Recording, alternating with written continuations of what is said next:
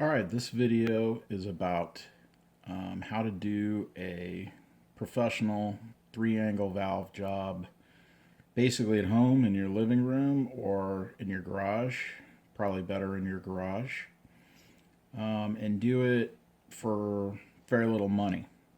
A three-angle valve job is kind of the industry standard these days, and it's the best geometry for performance. And most of the time, you find yourself going to a machine shop and paying somebody else to do it for a lot of money. This method allows you to do it at home for very little, and it uses these Neway cutters, which are U.S. made, very high quality tools. Neway has been around since 1952, and it basically uses a simple pilot and cutter method. This is an example of a 60-degree cutter, and then this is an example of a dual angle cutter. One way is 30 degrees, the other way is 45 degrees. And with all those three, you get your three-angle valve job. It works off of these pilots. They're sized in either a standard size or in a small size. Depending on the cutter, you use either.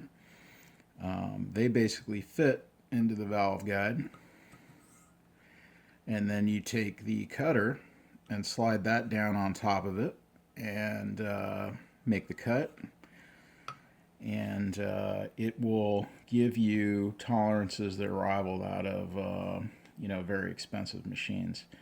The reason they do not use these cutters in some of the bigger shops, although I've seen a lot of shops that actually do use these things.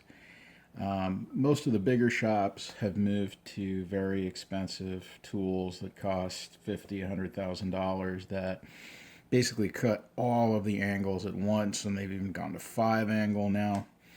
And these cutters, they take a long time because you're doing one angle, then you're doing another angle, then you're switching this over and you're doing the third angle. So it is a slower process. So obviously job shops are going to be not interested in doing it this way anymore.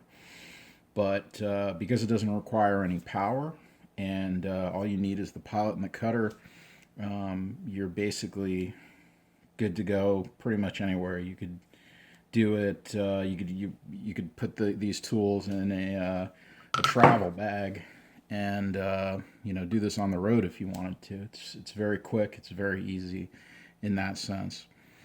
The other thing I like to do is after I do the three-angle cut, as you'll see, is I like to take a valve lapping compound and use a valve lapping tool in order to verify that the valve contact area is correct, or the seat width is correct. And to do that, you'll need some dykem. And a lot of people use Prussian blue, but I don't like using that stuff. I like using the dykem method. All right, so in terms of a three-angle valve job, it's fairly easy to understand. There is a 30-degree angle. There is a 45-degree angle. Sometimes it's not 45 degrees, sometimes it's different, but for the most part, it's a 30, a 45, and a 60. The only angle that actually makes contact with the valve seat is the 45-degree angle.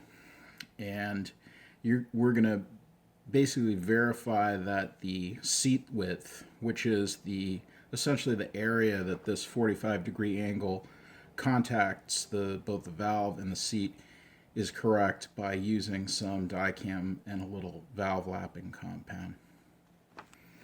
All right, so the first step that I've done here is I've taken my dykem and I've painted all of the valve seats with the dykem. The second step is to take the pilot. This is the Neway pilot. This is a 9/32 or 0.281 pilot. Put it in the valve guide, Make sure the valve guide is clean and everything, and then give it just a little bit of a turn right at the end. I always like to just do this by hand. That'll remove, these pilots are tapered, and that'll remove any movement at all. I like to use the 45-degree cutter first, because the 45-degree cutter is the actual contact. And what I'm going to be looking for is the actual seat width, just as an initial reading. This head originally had a 3-angle valve job. Had about, I don't know, about 40 or 50,000 miles on it. And, you know, it wasn't looking so great. So I've got the initial geometry here. So what I want to do is I just want to cut a very light cut here. I'm going to slide the cutter right on top. And then just by hand, I'm going to turn it. I'm going to get it started.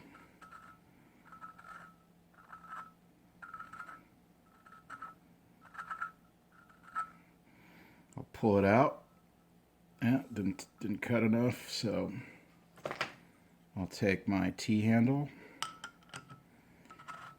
and I will take a more aggressive cut here. Just a few swipes. Again, you just apply pressure evenly, kind of smoothly letting on and then smoothly letting off, all while you're turning. Then I like to finish it up with a few turns just by hand. And I can see here that I have cut away a little bit of material, but I need to cut quite a bit more to achieve my 45-degree, true 45-degree angle here. So I'll put the cutter back in, and this time I'll take a couple more fairly substantial cuts here.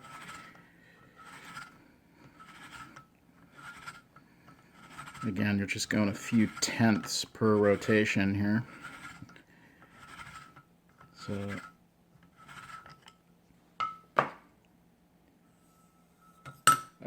and don't do that. Never drop the cutter down. Just very easily take it off.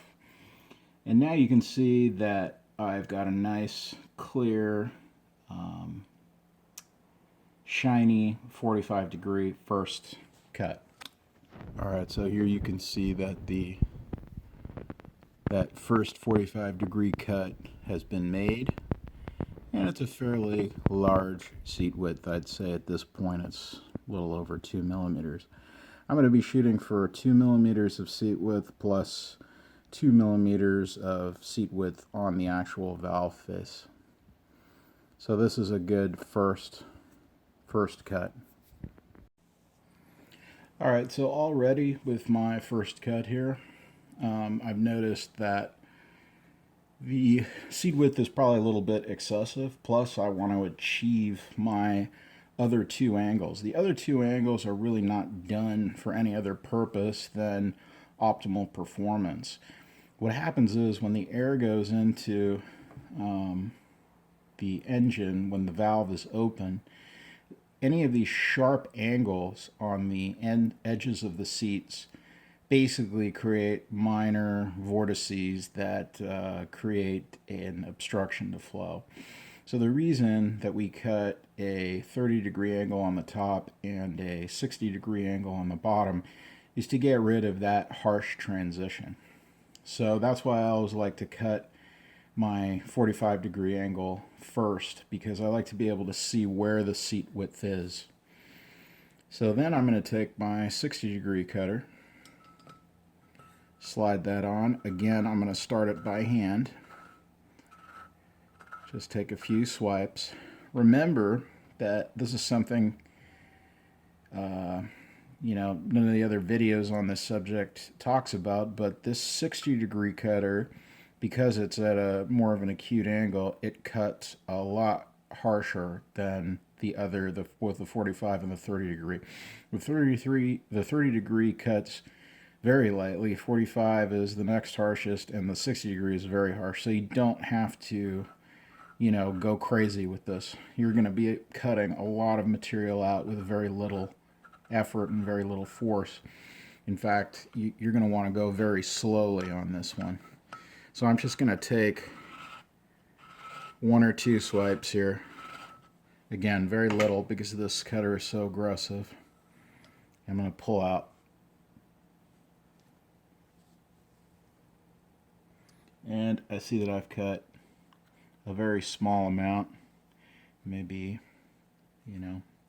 3 or 4 thousandths. I'll go in for just a little bit more.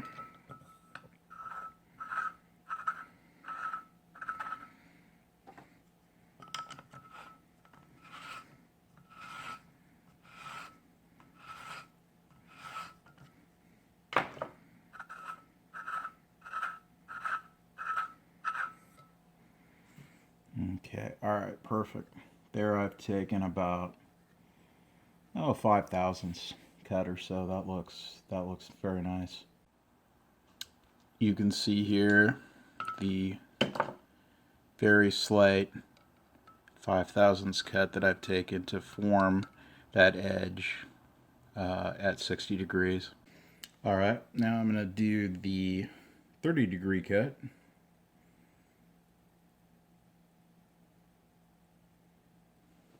Again, it's labeled on the cutter. It says 30 and has a arrow pointing. Go ahead and slide that. And again, I'm just going to very lightly take a cut here. If your valve seat tends to be very close to the chamber wall here, it might cut a little bit out of the, in this case, it's an aluminum cylinder head, and that's fine. You just want to make sure that these cutters aren't extended too far. You'll notice that each cutter has a small Allen head screw here. And what you do is you can untighten this Allen head, and then these cutters will slide up and down. And they are directional, so always make sure that if you take these out, you'll see the T is marked. The T always faces outwards, and it's marked T on each one of the cutters. And what you want to do is you just want to make sure that they're all relatively sticking out the same amount. You don't want one to be really far and the other to be close. Ultimately, you want the area that is actually doing the cutting to have full contact on each one of these cutters. Other than that, the setup of these things isn't very critical. You just slide them generally into place, and as long as you've got good clearance to your combustion chamber wall, you should be fine.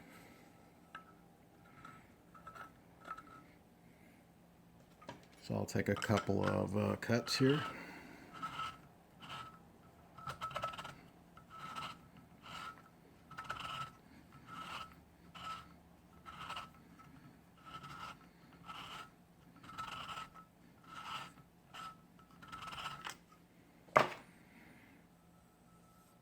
Okay. Just get rid of some of the shavings here real quick. And now you can see that my 30 degree, 45 degree, and 60 degree angle cut has been achieved. Alright, so now I've finished doing my cuts, at least initially. I want to be able to check my work. I want to be able to understand that my 45 degree angle, which in this case is the actual area that's going to contact the actual valve, that this is the correct width, and that I have this contact area on the valve in the right place. So I'm going to take this pilot out. It's always a good idea to have a little bit of compressed air, either in a can or a compressor, and be able to blow everything out, be able to keep everything very clean. I also have a this is called a bore mop. This is a actually for a firearm, but I found it's perfect for doing a quick cleaning of the valve guide, because we've created metal shavings. We don't want that to then drop into the valve guide, and then when we do this next step, have it create some kind of friction. So what I'm going to do is I'm going to take the valve, and I'm going to do a hand lapping method in order to see exactly where my valve contact area is, and also to do a final cut that'll make sure that this valve is perfectly seated to the valve seat.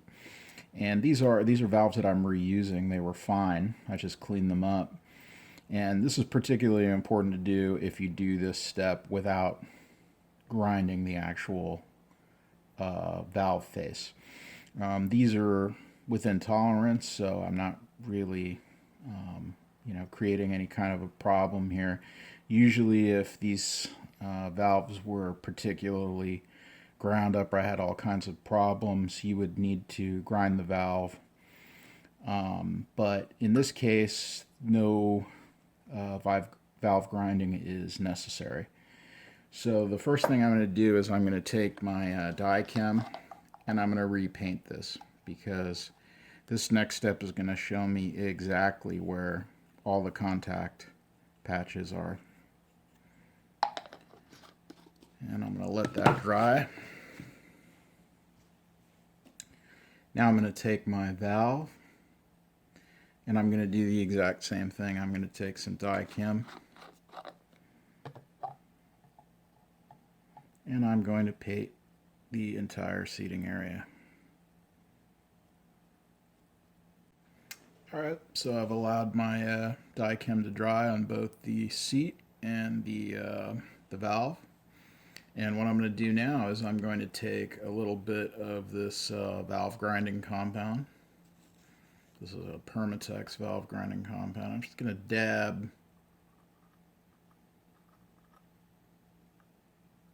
one bit, and then at 180 degrees I'm going to put another little small bit. That's all you really need. This is not heavy duty valve lapping. This is just a final test fit to verify our contact patches. Now to do this, I'm going to put a little bit of oil on the end of the valve, because I'm going to be spinning the valve inside the guide. And now I'm going to take my valve lapping tool. You can get these at any auto parts store for just a couple of bucks. And stick it on the end of the valve. Just going to get it started by hand, just twisting it nice and slowly back and forth. Then I'm going to actually do a traditional kind of valve lapping technique here, where you take the two palms of your hands and you just basically lap the valve. You'll notice that it went from a kind of a low-pitched grinding noise to a very high-pitched noise. When you hit the high-pitched noise, you're done. You've pushed all the valve lapping compound out and you've cut the seat. So now I'm just going to take this out. I'm going to take a rag and I'm just going to wipe off this valve lapping compound. And there you can see I have a perfect view of where my valve contact area is. And it's perfect. It's up enough from the margin and down enough from the top. The distance from the bottom edge of the valve to the valve contact patch is called the margin. You want that to be, you basically want this contact patch to be right in the center. And most manufacturers have some kind of a specification for the width. And you can take a caliper or something, or even a ruler, and just measure what this width is. I happen to know on these cars it's about, I think, 2.5 millimeter. This might be a little bit short right here. I might have to go back and do another pass. But you can also check it on the valve seat as well. Just get rid of that compound. And there you can see the dykem has been left on a 30-degree angle. It's obviously not on the 60-degree angle, and it's just left on the 45-degree angle. Here's a better view of it. You can see the contact patch on the valve, and you can see the contact patch on the seat. Alright, so as I've showed, you can get a super professional 3-angle valve job that's pretty much as good as any shop is going to give you for a very inexpensive cost. I mean, all these tools here, the 2 cutters, the pilot, and the T-handle, I think I spent a little less than $200 to do this, and that's less than what a job shop would charge for just cutting the 3-angle valve job. Some people asked me, well, what would the procedure be any different if you had new valves? Well, no, or if you had resurfaced valves. I always like to lap the surfaces together at the end of the cuts. Machine shops will tell you, no, that's not necessary. That's because most of the time they're either grinding the valve face or they're just using new valves, and their cutters are designed to go straight in, cut all 3 angles at once, and everything just supposedly is high tolerance enough that they claim that within the first few seconds of the engine running, the valve will lap to the machine face. I think that's them just basically not wanting to do the manual labor, because obviously the valve lapping portion of this takes the most amount of time. But I think it's gives you that extra tolerance between the actual seat and the valve face. I think it's just higher tolerance. And the main reason nobody does that is because, or they tell you, oh, you don't need to do that, is because they don't want to spend the time doing it. And there's probably minimal, gain. But for an enthusiast like me, it's no big deal to spend the extra time to lap the surfaces together, and it really gives you the ultimate seal. And then you don't have to worry so much about the break-in procedures, because there's always going to be a break-in procedure that everybody wants you to follow, because the machine surfaces need to adjust to one another, blah, blah. Well, you can just do it with the lapping tool and a few extra minutes. So, this is very cool. For $200, I have a professional 3-angle valve job. I have tools that are made in the United States and are going to last a lifetime. You can actually just get new carbide cutters from Neway if they ever wear out.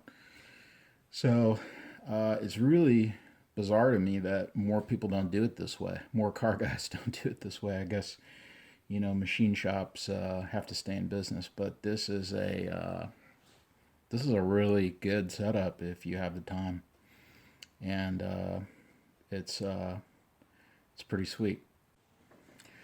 So one question that might inevitably come up is, why do a 3-angle valve job? Why use these cutters when we could just lap the valves? Well, first of all, valve lapping, if you don't have 3 angles cut on your seat, if it's just a single angle valve job, then you're never going to be able to achieve 3 angles just lapping the valve. So right off, you would have to have a 3-angle cut already on the seat to even, effectively lap a valve and retain the 3-angle geometry. So you need the cutters to get to the geometry in the first place. The other thing about valve lapping is that, unlike with actual machine tools that cut a very, very high tolerance surface, if your valve especially if the valve face has all kinds of imperfections on it. It's gouged, it has pitting from a lot of wear, and the seat is the same story. Then, it's really hard to use valve lapping techniques there in order to restore any kind of good geometry. You'll see in other videos that people will take the end of a valve lapping tool, they'll pull this little rubber thing off and they'll put it on the end of a drill, and they'll start using the drill to spin up the valve. That's a bad idea on a lot of levels. You're wearing your valve guide, but the reason they're doing that is they're getting frustrated with just doing the standard hand technique because it's not going fast enough, and valve lapping is not designed to take off a lot of material. To me, valve lapping, the purpose of valve lapping in terms of high performance is just to give it that last little final cut, so you know for sure that the valve seat and the valve face are perfectly matched. If you're doing any kind of lapping in order to restore the geometry on heavily pitted stuff, I would say that's a complete waste of time. So that's why these cutters, I always start with the cutters, even if the valve seats are in good shape and the geometry looks okay on the valve face. I'm still going to use the cutters to just give myself that initial geometry that I know is going to be 100% accurate and correct. All right, thanks a lot, guys.